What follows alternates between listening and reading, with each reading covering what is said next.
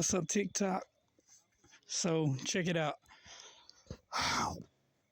We're gonna go ahead and drop another video in, to cap the end of the day off nice and well. To try to support and follow up with the first video that I posted this morning, which actually did very great, had great results. So those are the kind of results I want out of all of my videos if I can. That way, they can promote themselves and push me where I need to be so I can reach that 1,000 marker. And that way we can go live and address some things, as an entire collective. Hopefully by the time we reach that point, I'll have brought enough enlightenment and understanding and knowledge, common sense to what's really going on, that's right there in your face, that we can, have a very, very admirable and enjoyable, live session. So, fingers crossed on that. So, as you can see here in this wallpaper, it says in the beginning, how it does in the beginning of Genesis when it says in the beginning God created, blase, blase.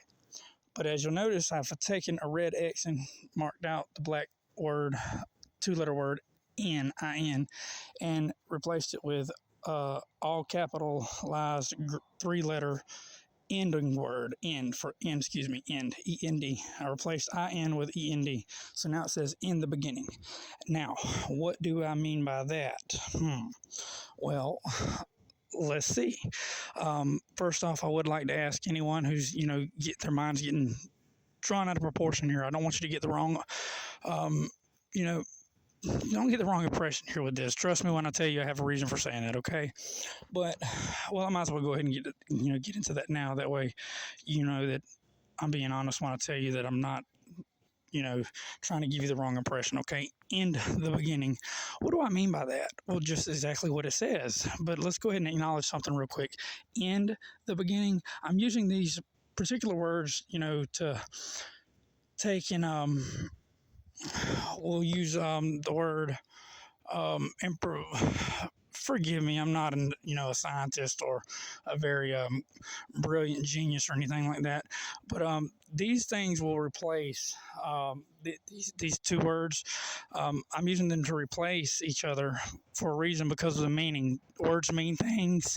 That's what I'm trying to get at. And they've always meant things throughout the entire history since their first creation, and they became speech. They mean something when they're said or written. That way, whenever they're read, they're deciphered the correct way to get the proper message across. You understand? So, you don't want to look at things that were written in the Bible then, that are in, clear English, and get the assumption that, well, it says this, but maybe it meant something else in that time. That was a long time ago. No. In the beginning means in the beginning, now, then, and forever. Speaking of which, here's another thing that I like to shoot holes in, okay?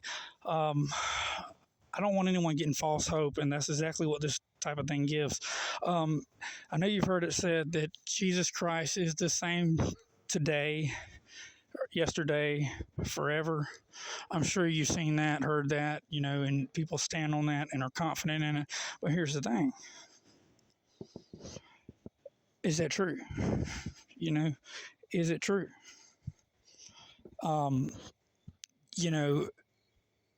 God of the Old Testament, apparently the Almighty, the Alpha, the Omega, the great I Am, he had been that way, forever before, at that time, and would be forevermore in the future. God can't change. He's perfect. He can neither increase nor decrease in perfection. That is a perfect spirit, So I have an issue with that, great issue, and what that issue is, so what about Jesus? Where'd that come from then?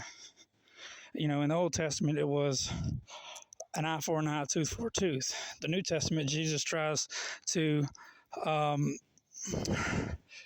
take and change the default presets on their the default settings, and try to make it to turn the other cheek. It went from eye for an eye to turn the other cheek. Forgive me for saying, but it kind of sounds like Jesus is a little bit of a pushover. I'm just saying, you got the Old Testament and the New Testament. You've got the Father, you've got the Son, of course. But, it's just crazy, man, because if you in the beginning, just think of all the bad things that came that were initiated when the beginning came about. I mean, everything about this religion and everything that follows behind it came about that glorious moment whenever this was, all thought of in the imagination, for sure. Um, Definitely.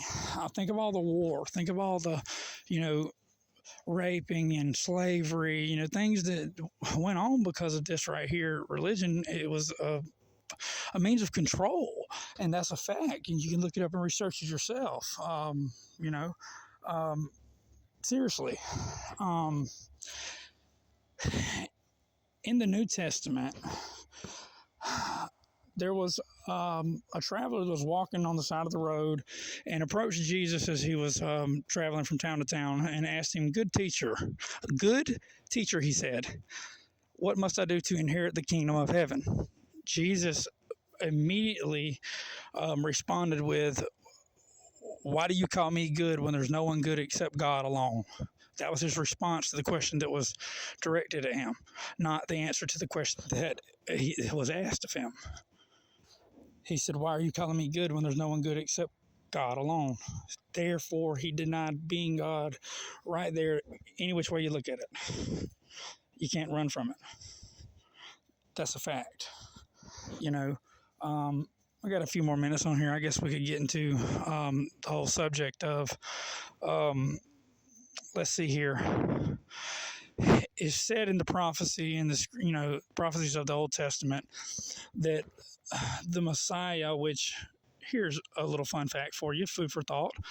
Did you know that?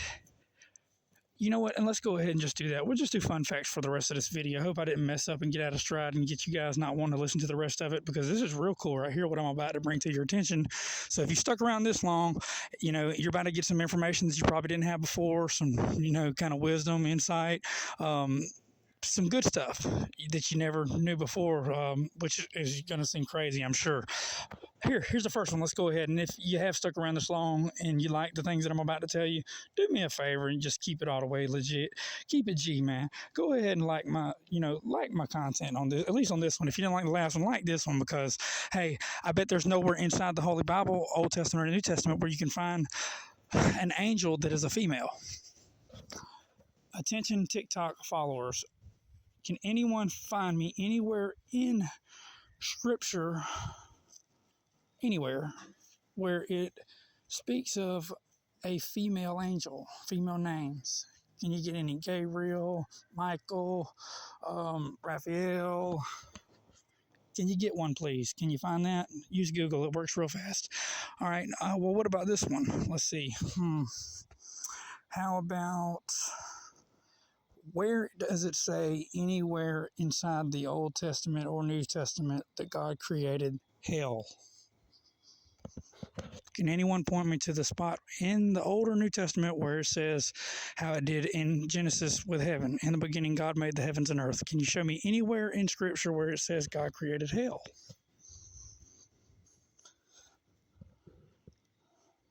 And I'm not getting at that God didn't create it, there's something else created it that was evil, because God's not evil. No, God is definitely evil, because he says himself in Scripture that he created evil just like good.